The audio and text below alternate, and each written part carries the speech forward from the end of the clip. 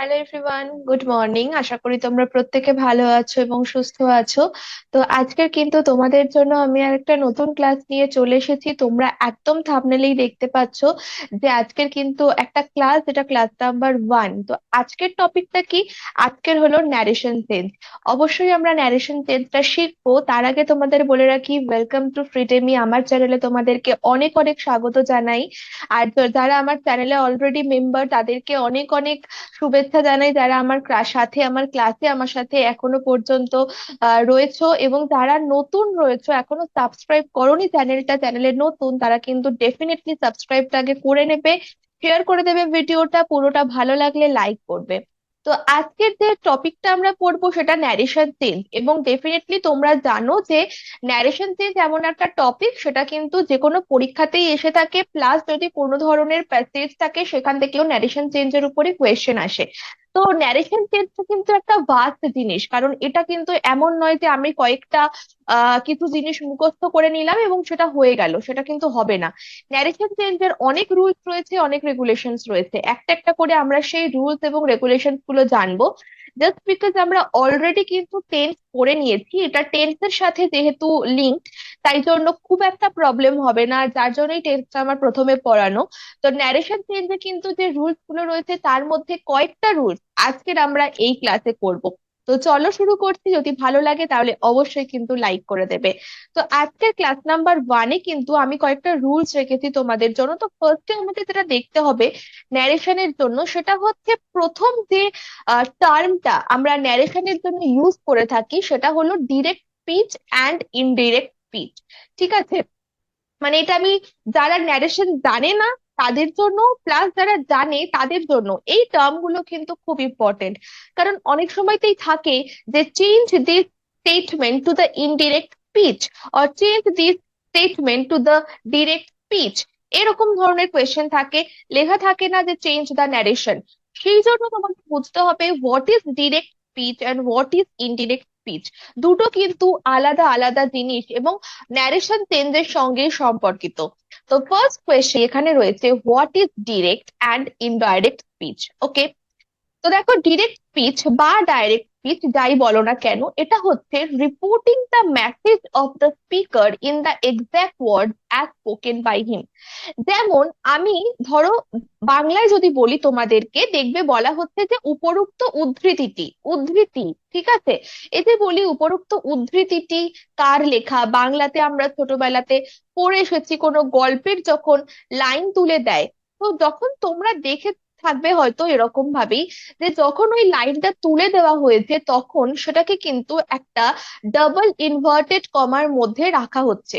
সেই পার্টিকুলার লাইনটা, ওই লাইনটা কিন্তু অ্যাজ ইট ইজ, মানে যেমন সেই বইতে বা গল্পে বা কারোর দ্বারা মানে বলা হয়েছে সেই অবস্থাতেই কিন্তু রাখা হয়েছিল, ঠিক সেইভাবেই তোলা।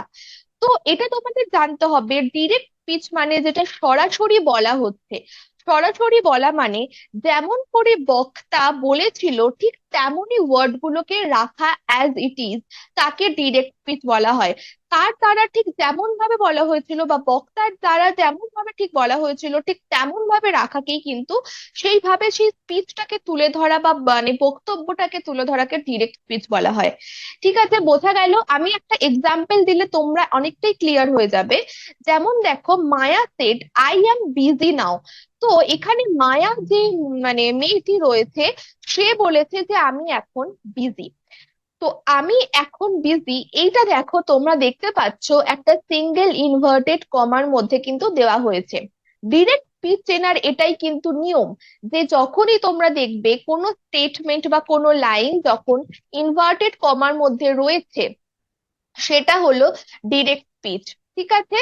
এবং মায়া যে বলছে যে আমি এখন বিজি, তো ও কিন্তু ওর বক্তব্যটা নিজের দ্বারাই প্রকাশ করছে, তো সেই জন্য এটা কিন্তু ডিরেক্ট স্পিচ হলো। এবারে ইনডাইরেক্ট স্পিচ। ইনডাইরেক্ট স্পিচ কি? Reporting the message of the speaker in our own words. অর্থাৎ এই যে আমরা বলি না যে জানিস তো ও না ওটা বলেছিল, ঠিক আছে, বা জানো তুমি যে ও ওটা করেছিল, তো এই যে আমি বলছি বা করছি যে সে ওইটা বলেছিল, তখন আমি নিশ্চয়ই বলবো না যে মায়া, জানো মায়া বলেছিল যে সে ব্যস্ত, বা মায়া বলেছিল আমি ব্যস্ত। এটা আমরা বলবো না, আমরা এটা বলবো যে মায়া বলেছিল যে সে এখন ব্যস্ত। তার মানে এই যে আমি যখন সেই ব্যক্তিটার কথা বলছি, যে ব্যক্তিটা অলরেডি সেই কথাটা বলেছে, এবং আমরা ওটা একটা থার্ড পার্সনের কাছে গিয়ে তুলে ধরছি আর একজনের কাছে নিজের মতো করে, নিজের বক্তব্যের মতো করে, তখন তাকে বলা হয় ইনডিরেক্ট স্পিচ। যেটা হলো মায়া সেড দ্যাট, মায়া বলেছিল যে, মানে আমরা বলবো না যে মায়া বলেছিল আমি এখন বিজি, আমরা বলবো মায়া বলেছিল যে দ্যাট হি ওয়াজ বিজি দেন, সে তখন বিজি ছিল। নাও যে কথাটা বলা হচ্ছে সেটাই আমি তো গিয়ে অন্য একজনকে বলছি, তাহলে নাওটা তখন হয়ে যাচ্ছে কিসে, দেনে পরিণত হয়ে যাচ্ছে। তো this is the whole concept of narration change. Sometimes we transform direct speech to indirect speech and vice versa, from indirect speech to the direct speech. Okay, this is all the thing about narration change. এবারে দেখো আমরা direct to indirect speech কনভারসেশনের কিছু rules এর ব্যাপারে জানবো, কিছু rules আমরা এরপর থেকে শিখবো। First rule, rule number one, direct to indirect speech conversation, যখন কোনো স্পিচ ডিরেক্টে দেওয়া আছে and we have to turn it into indirect speech, most of the কেসে কোয়েশ্চেন পেপারে বা তোমাদের যে কোনো জায়গাতে এক্সারসাইজে কিন্তু এই ডিরেক্ট থেকে ইনডিরেক্ট এই ব্যাপারটাই বলা হয়, মানে ডিরেক্ট দেওয়া থাকে ইনডিরেক্টে নিয়ে যেতে হয়। ওকে, এবং সেটা অবশ্যই রিপোর্টিং ভার্বের উপরে ভিত্তি করে। তো এখানেও কিন্তু তোমাদের সেই জিনিসটাই মেনলি শেখানো হবে। দেখো, when the reporting verb of the direct speech is in past tense, খুব ইম্পর্টেন্ট, ভালো করে দেখবে। রিপোর্টিং ভার্ব, রিপোর্টিং ভার্বটা যখন ডিরেক্ট স্পিচের রিপোর্টিং ভার্বটা কিন্তু যখন পাস্ট টেন্স বা অতীতকালে থাকবে, then all the present tenses are changed to the corresponding past tense in indirect speech. তখন সমস্ত যে পাস্ট টেন্স গুলো ছিল সেগুলো, মানে সমস্ত যে প্রেজেন্ট টেন্স গুলো ছিল, সেটা কিন্তু ইনডাইরেক্ট স্পিচে এসে কি হয়ে যাবে, পাস্ট টেন্স হয়ে যাবে। তাহলে আবারও আমি বলি, একটু সোজা বাংলা কথায়, বাংলা ভাষায় তোমাদের বলার চেষ্টা করি। সেটা হচ্ছে, যখন ডাইরেক্ট স্পিচ বা ডিরেক্ট স্পিচের রিপোর্টিং ভার্বটা পাস্টে থাকবে এবং বাকি সবকিছু প্রেজেন্টে থাকবে, তখন, সরি, পাস্টে থাকবে বাকি সবকিছু প্রেজেন্টে না, যখন পাস্টে থাকবে ডিরেক্ট স্পিচের রিপোর্টিং ভার্ব, তখন ইনডাইরেক্ট স্পিচে এসে সমস্ত প্রেজেন্ট টেন্স গুলো পাস্ট টেন্সে হয়ে যাবে। ঠিক আছে, যেরকম example, direct to indirect speech example, she said I am happy, সে বলেছিল আমি খুব খুশি বা সুখী। তো এখানে দেখো, সেডটা হলো পাস্ট টেন্স, আর যেহেতু পাস্ট টেন্স এটা দেওয়া এবং এটা রয়েছে কিন্তু প্রেজেন্ট টেন্সে, কিন্তু যখন আমরা এখান থেকে এই ইনডিরেক্ট স্পিচে নিয়ে আসছি, তখন কিন্তু এই সেডটা, সেড তো থাকছেই, এবং তোমরা এখানে দ্যাটটা ইউজ করতেও পারো, নাও করতে পারো, এবং আমি বলবো যে দ্যাটটা ইউজ করো, কারণ নর্মালি আমরা যা এখানে গ্রামার শিখি সেটাতে কিন্তু দ্যাট ইউজ করা হয়। She said that she was happy, দেখো অ্যাম যেটা প্রেজেন্টে ছিল সেটা কিন্তু পাস্টে হয়ে গেল। This is rule number one. ঠিক আছে, বাড়িতে দেখবে, দেখবে আরো কোনো মানে সমস্যা আশা করি হবে না। এরপরে দেখো নেক্সট যেটা কোয়েশ্চেনটা বলছে, in indirect speech tenses do not change if the words used within the quote talk of a habitual action or universal truth. Mark it as a very important rule. খুব ইম্পর্টেন্ট রুল। দেখো আমরা বলছি indirect স্পিচে তখনই কোনো tense change হবে না, এর আগেরটাই আমরা দেখলাম টেন্সটা প্রেজেন্ট থেকে পাস্ট হয়ে গেছে, কিন্তু কোনো ক্ষেত্রে, কোনো একটা ক্ষেত্রে কিন্তু এইটা হয় না। টেন্স তখনই চেঞ্জ হবে না যখন ওই কোটেশনে থাকা যে দেখতে পাবে যে স্পিচটা রয়েছে, ওটা একটা হ্যাবিচুয়াল অ্যাকশন বা একটা ইউনিভার্সাল ট্রুথ বা সর্বসত্য, বা যেটাকে সর্বৈব সত্য বলা হয়, এরকম একটা ট্রুথকে বলা হচ্ছে, বা হ্যাবিচুয়াল অ্যাকশনকে বলা হচ্ছে, যেটা কি আনচেঞ্জ, সেরকম জিনিস যদি থাকে বা সেরকম যদি কোনো কথা থাকে, তাহলে কিন্তু সেটা চেঞ্জ হয় না। যেমন he said we cannot live without water, we cannot live without water, this is the universal truth. ওকে, সেই জন্য আমরা যে বায়ু ছাড়া বাঁচবো না, এটা একদমই ঠিক কথা।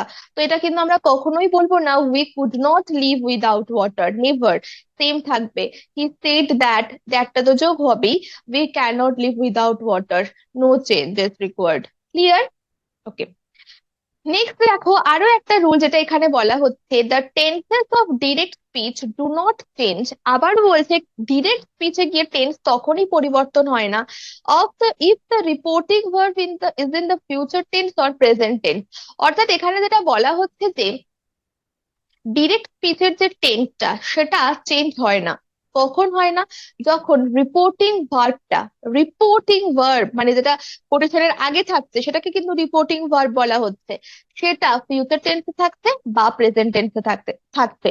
নর্মালি আমরা জানি যে রিপোর্টিং ভার্ব যেটা কোটেশনের আগে থাকে সেটা কিন্তু পাস্টে থাকে, কিন্তু যদি প্রেজেন্টে বা ফিউচারে থাকে তাহলে কিন্তু আমাদের ওই যে চেঞ্জেস এর ব্যাপারটা সেটা কিন্তু হয় না ইনডাইরেক্টে গিয়ে। যেমন দেখো, she says, will say, যদি বলি she says I am going বা she will say I am going, কোনো ক্ষেত্রেই কিন্তু আমাদের টেন্স চেঞ্জ হবে না।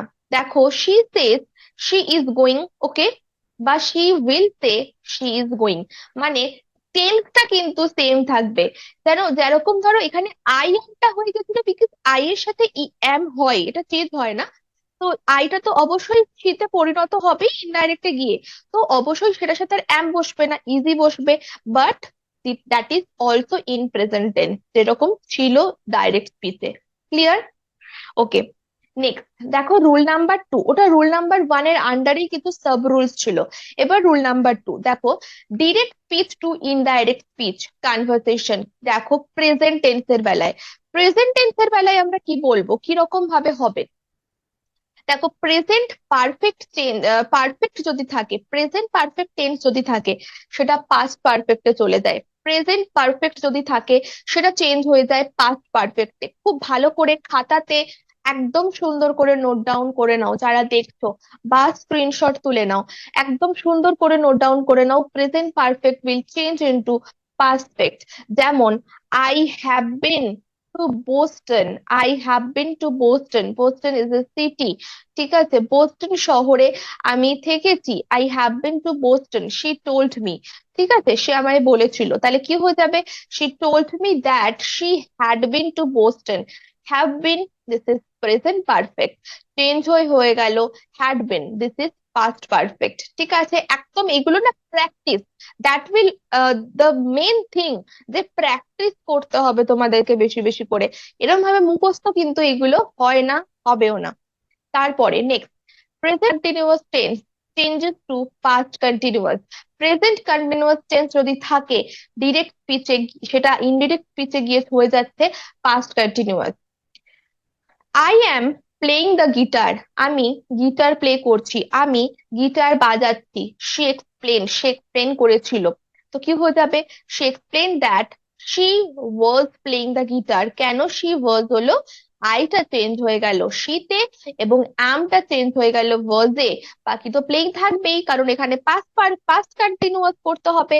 I am playing present continuous, she was playing past continuous. Clear? সবটা কিন্তু লিখে রাখবে। নেক্সট, আচ্ছা তারপরে বলছে present perfect changes to past perfect. Present perfect changes to past perfect মানে যদি প্রেজেন্ট পারফেক্ট টেন্স থাকে সেটা চেঞ্জ হয়ে গিয়ে পাস্ট পারফেক্ট হয়ে যায়। ওকে, যেরকম ধরো যদি বলা হয় he said she was finished her homework, সে বলেছিল যে she has finished her homework, সে তার হোমওয়ার্ক ফিনিশ করে ফেলেছে। তো he said that she had finished her homework. Has finished কি হবে, এটা কি টেন্স বলো প্রত্যেকে? প্রেজেন্ট পারফেক্ট শিখিয়েছিলাম আমি টেন্সে, তারপর এটা চেঞ্জ হয়ে গেল কিসে, হ্যাড ফিনিশড, কেননা এটা পাস্ট পারফেক্টে হয়ে যাবে। রুল ধরে একদম তোমাদের করে ফেলতে হবে, আর কিচ্ছু না। রুল গুলো জেনে রাখতে হবে যে কি টেন্স থাকলে আমাদের কি হয়, কোনটা থাকলে কোনটা হয়। এই জিনিসটা পুরো যদি তোমাদের আয়ত্তে চলে আসে then you will just move on, সবটাই পারবে। Okay, next, simple present changes to simple past. Simple present change থেকে হয়ে যায় সিম্পল পাস্ট।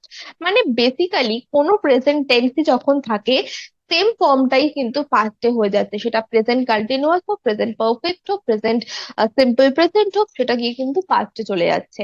যেরকম ধরো I am unwell, she said, সে বলেছিল আমি অসুস্থ, আমি সুস্থ নই। তো এখানে হয়ে যাচ্ছে she said that she was unwell. অ্যামটা সিম্পলি হয়ে যাবে ওয়াজ পাস্টে, সিম্পল পাস্টে। ক্লিয়ার? তো এইটা কিন্তু আমাদের একটু, এই চেঞ্জেস গুলো কিন্তু তোমরা খুব ভালো করে লক্ষ্য করো।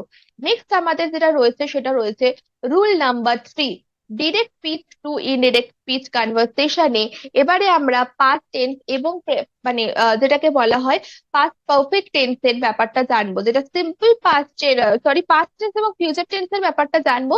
এবং প্রথমে যেটা রয়েছে সেটা রয়েছে সিম্পল পাস্ট টেন্স চেঞ্জ হয়ে যাচ্ছে পাস্ট পারফেক্টে। এবার এখানে আমরা যেটা দেখছি, এতক্ষণ আমরা দেখলাম প্রেজেন্ট পারফেক্ট ছিল এবং বা প্রেজেন্ট টেন্স ছিল, সেটা পাস্ট হয়ে গেছে। কিন্তু এবারে দেখো সিম্পল পাস্ট রয়েছে, that is also in the form of past tense, but সেটা একদম হয়ে যাবে ফার্স্ট পারফেক্টে। সেরকম কোনগুলো সেগুলো দেখো, বলছে she said Irvine arrived on Sunday. Irvine, that is the নাম of a girl or a boy, I think, যাই হোক, তো সেক্ষেত্রে এখানে বলা হচ্ছে she said Irvine arrived on Sunday. তো অ্যারাইভড সিম্পল পাস্ট রয়েছে কিন্তু এখানে ডিরেক্ট স্পিচে। দেখো এবার চেঞ্জ হয়ে গিয়ে এটা কি হচ্ছে, he said that Irvine had arrived on Sunday. Okay, তাহলে দেখতে পাচ্ছি যখন আমরা এই যে ইনভার্টেড কমার মধ্যে আমরা সিম্পল পাস্ট টেন্স পাবো, তখন কিন্তু ওটা চেঞ্জ হয়ে গিয়ে হয়ে যাচ্ছে past perfect, had arrived. Okay, past perfect had plus ভার্বের third form, had arrived. Clear? Past continuous changes to past perfect continuous. যদি পাস্ট কন্টিনিউয়াস টেন্স থাকে ওই স্পিচের মধ্যে, ঠিক ঠিক আছে, রিপোর্টিং স্পিচের মধ্যে, তাহলে সেটা পাস্ট পারফেক্ট কন্টিনিউয়াস হয়ে যায়। পাস্ট পারফেক্ট কন্টিনিউয়াস কিরকম? যেমন ধরো এতক্ষণ আমরা দেখছিলাম যে ওই ইনভার্টেড স্পিচটা যেটা বা ডিরেক্ট স্পিচটা যেটা, সেটা লেটার পার্টে থাকছে পরের অংশে। কিছু কিছু সময় কিন্তু তোমরা এরকম ফর্মেও পাবে, যেখানে এই যে প্রথম যে পোর্শনটা, এখানেই তোমাদের ডিরেক্ট স্পিচটা দেওয়া হয়ে গেছে ইনভার্টেড কমা। ব্যাপারটা কিন্তু সেম, কোনো রকম প্রবলেমেটিক নয় এবং তোমরা কোনো ঘাবড়ে যাবে না। দেখো, they told me we were playing basketball বা we were playing basketball, they told me, ব্যাপারটা একই, সেম। তো তোমরা যেমন ভাবে ন্যারেশন চেঞ্জ করো ঠিক তেমন ভাবেই করবে। যে দেখো, দে টোল্ড মি দ্যাট, এখানে যেহেতু দেখতেই পাচ্ছি আমরা পাস্ট কন্টিনিউয়াস, তো এখানে পাস্ট পারফেক্ট কন্টিনিউয়াস হয়ে যাবে অ্যাজ পার রুল। তো এখানে হয়ে যাচ্ছে they had been playing basketball. তো দে, তারপরে had, and then been, and then ভার্বের সাথে আইএনজি, প্লেইং বাস্কেটবল। ক্লিয়ার? এইগুলো কিন্তু একটু টাফ, একটু মনে রাখতে হবে বারবার করে প্র্যাকটিস করে। ওকে, নেক্সট দেখো রয়েছে future changes to present conditional. Present conditional, দেখো এখানে কি হয়ে যাচ্ছে, কিরকম ব্যাপারটা আমি একটু উদাহরণ দিয়ে বলি। যে ধরো রয়েছে she said I will be in Scotland tomorrow. সে বলল যে আমি মানে আগামীকাল স্কটল্যান্ডে যাব। ঠিক আছে, আমি আগামীকাল স্কটল্যান্ডে যাব। তো ওখানে ইনডাইরেক্ট থেকে কি হয়ে যাবে, she said that she would be in Scotland the next day. সে স্কটল্যান্ডে পরের দিন যাবে। Would be, that is present conditional be. ঠিক আছে, would be in Scotland the next day. টুমরোটা এটা কিন্তু চেঞ্জ হয়ে হয়ে গেল নেক্সট ডে। কেন এটা নেক্সট ডে হয়ে গেল, এটা আমি তোমাদেরকে অবশ্যই জানাবো। হ্যাঁ, এটার জন্য একটা ক্লাস আছে তোমাদের, যে কি কি জিনিস চেঞ্জ হয়ে যায়, কি কি জিনিস চেঞ্জ হয়ে অন্য কোনো জিনিস হয়, সেটা কিন্তু আমাদের একটা ক্লাসে আমি রেখেছি। ঠিক আছে? আচ্ছা, তারপরে দেখো future continuous changes two conditional continuous. যদি ফিউচার কন্টিনিউয়াস হয়, সেটা কিন্তু কন্ডিশনাল কন্টিনিউয়াসে গিয়ে চেঞ্জ হয়ে যায়। যেরকম ধরো direct speech, he said I will be disposing of the old computer next Tuesday. তাহলে he said I will be disposing of the old computer next Tuesday. Next Tuesday আমি আমার ওল্ড কম্পিউটারটাকে ডিসপোজ করব। ঠিক আছে, তাহলে এখানে দেখা যাচ্ছে কি ফিউচার কন্টিনিউয়াস রয়েছে, আই উইল বি ডিসপোজিং।